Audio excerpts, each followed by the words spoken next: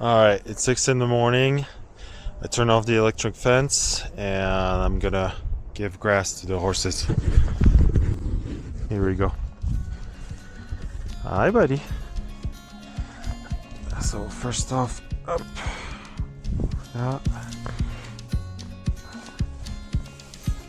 Give about one good step, depending on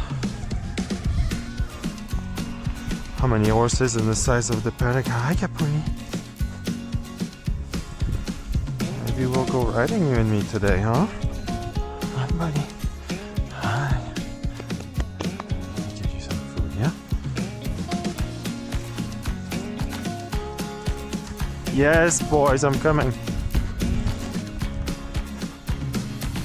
Hi, Alvarito. That looks better, your wound. A little bit better, yeah. I mean, what a view, right? Pretty cool. Black horse is Jalisco, that's my horse. Well, at least that's the one I'm riding. Usually paired with Lucas. Jalisco. Yeah, you don't care. You're a grumpy old man, are ya? Why do we wake up at 6 in the morning to give grass to the horses? Well, because we ride them. Usually we saddle them up in the morning around 8, 9. So they need to be eating before that. Plus we check their water, everything's good. We check their condition, that none of are sick or cold, because they're tour horses, most of them. And then usually we come back around noon, we give them more food, and then again at 5 before bed. And like I said, some are very old, 20 plus, 30, which is pretty old. I think it's the fresh grass every day.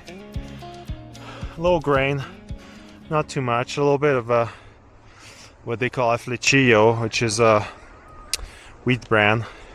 Little supplements when they do tours. Yeah, mountain, crisp air, fresh water, and fresh grass. And that's it.